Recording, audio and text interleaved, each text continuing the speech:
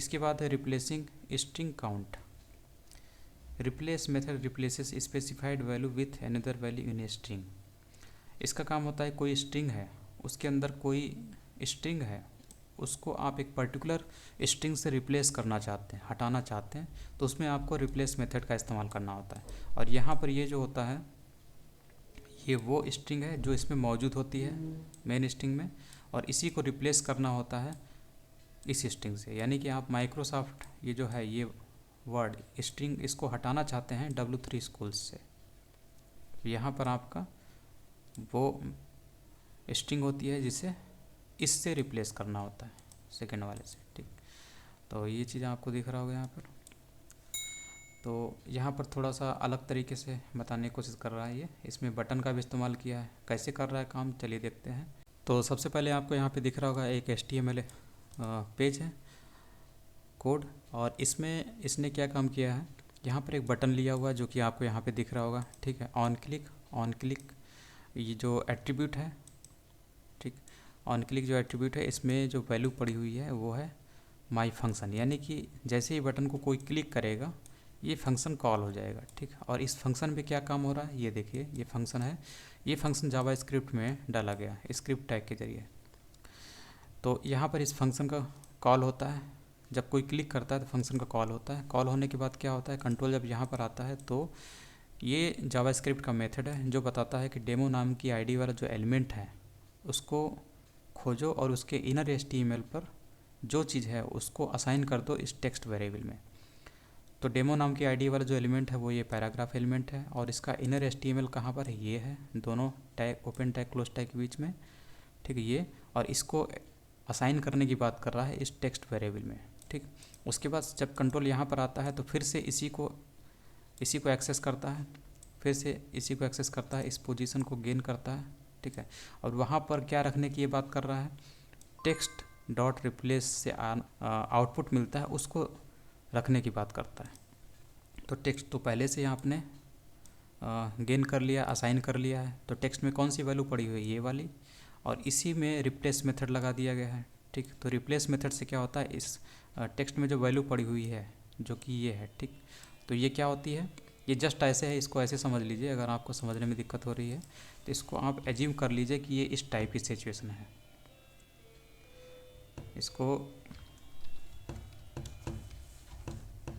इसको ऐसे एज्यूम कर सकते हैं। ठीक, ऐसे एज्यूम कर सकते हैं इसको, इस टाइप में। तो यहाँ पे देखिए, अगर आप सोचते हैं तो ये देखिए टेक्स्ट डॉट रिप्लेस अगर करेंगे तो क्या होगा, इसका जो माइक्रोसॉफ्ट है जो यहाँ पे दिया हुआ ये किससे रिप्लेस हो जाता है, W3 स्कूल से। ठीक, W3 स्कूल से रिप्लेस हो जाएगा। तो एक्चुअल में आपका यहाँ पर क्या हो जाएगा, यहाँ पर आ जाएगा आपका W3 स्कूल्स, इस तरीके से हो जाएगा ये। ठीक है, इस तरीके से हो जाएगा। तो इसका जो आउटपुट होगा वो आपको कैसा दिखाई देगा, वो आपको आउटपुट दिखाई देगा इस टाइप का, जैसे कि आपने इस टाइप पे काम कर दिया है। ठीक, तो इसको अगर हटा देते हैं तब भी आपका आउटपुट यही वाला मिलेगा इस पर, जैसे ही इस पर क्लिक करेंगे। ठीक, तो यही वाला आउटपुट आपको मिलता है इससे। को वापस कर लेते हैं। ठीक है, तो ये क्या काम कर रहा है, इसके पैराग्राफ एलिमेंट को एक्सेस कर रहा है, इसके इनर HTML को एक्सेस कर रहा है, और उस पर क्या रखने की बात कर रहा है, टेक्स्ट डॉट रिप्लेस मेथड के बाद आने वाला आउटपुट, और इससे आने वाला आउटपुट क्या आएगा आपका, प्लीज़ विजिट W3 स्कूल। ठीक है, और उसी को कहाँ पर रख दिया जाएगा, वापस इसी की जगह पर, ये जो पैराग्राफ एलिमेंट है इसके इनर HTML इस जगह पर है। तो जैसे ही आप क्लिक करेंगे तो देखिए ये जो लिखा हुआ माइक्रोसॉफ्ट, यहाँ पे क्या लिख के आएगा, प्लीज़ विजिट W3 स्कूल। ठीक है, तो ये आ गया। तो इस तरीके से ये काम करता है। उसके बाद ये बता रहा है, replace method does not change the string it is called down. Replace method returns a new string, नए स्ट्रिंग को रिटर्न करता है। Replace method replaces only the first match, और ये केवल फर्स्ट मैच को ही रिप्लेस करता है। मतलब अगर आपका माइक्रोसॉफ्ट दो बार आया है, जैसे इसी एग्जांपल में देखिए, अगर हम सपोज माइक्रोसॉफ्ट को यहाँ पे सेकेंड टाइम भी लिख देते हैं, यहाँ पर जैसे लिख देते हैं,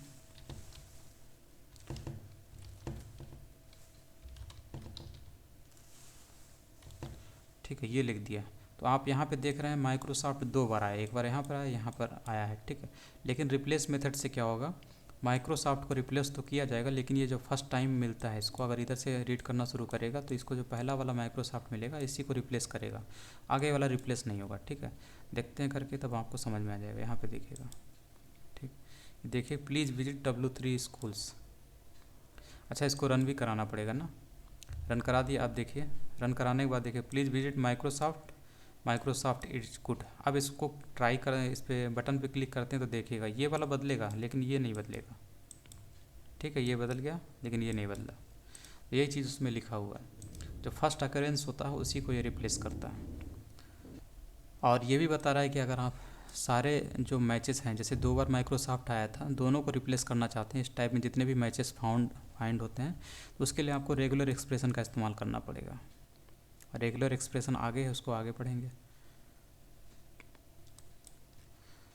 तो यही चीज़ है हाँ, इसने भी आगे किया हुआ है सेम चीज़, इसमें भी वही एग्जांपल मिलेगा आपको, same result. Replace method case sensitive होता है, writing Microsoft with upper case will not work. Replace method case sensitive होता है, अगर आपने यहाँ पर माइक्रोसॉफ्ट दिया है और यहाँ पर लोअर केस में, कैमल केस में, तो इस पर अप्लाई नहीं होगा, ठीक। ये जब तक नहीं मिलेगा तब तक अप्लाई नहीं होगा, ठीक। जैसे यहाँ पर आपका क्या होगा, यहाँ पर कोई फ़र्क नहीं पड़ेगा। ये जैसे इस पर करेंगे तो देखिए कोई फ़र्क नहीं पड़ रहा है, क्योंकि मैच ही नहीं हुआ। जब तक आप यहाँ पर कैपिटल में नहीं कर देते तब तक नहीं होगा ये। जैसे कि यहाँ पर आप ये कैपिटल में कर दीजिए, ठीक। अब क्या होगा, अब ये चीज़ इससे मैच हो गई, मैच होने के बाद इसको इससे रिप्लेस कर दिया जाएगा। अब आपको यहाँ पे आउटपुट मिल जाएगा।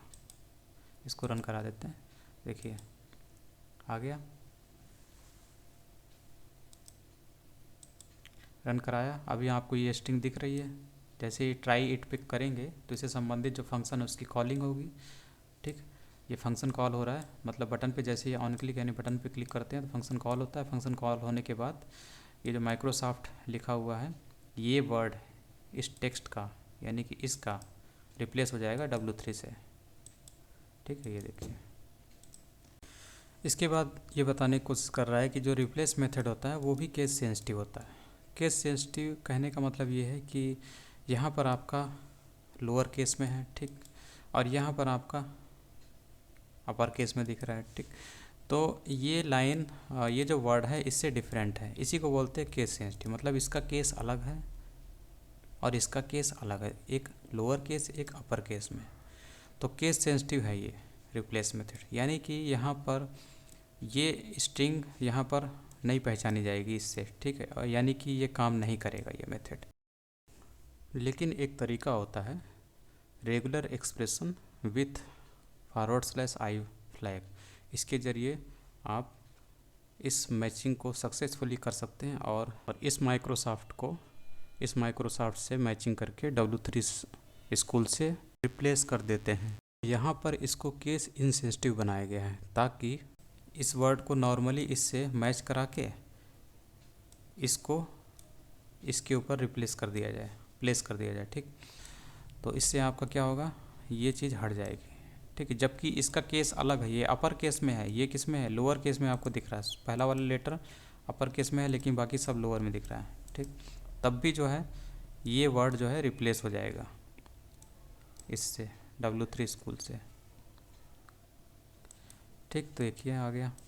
तो ये चीज़ याद रखने लायक है कि रेगुलर एक्सप्रेशन /i फ्लैग का इस्तेमाल करना होता है। Regular expressions are written without quotes. Regular expression जो होते हैं बिना कोट के लिखे जाते हैं, तो यहाँ पर यही बताने की कोशिश कर रहा है।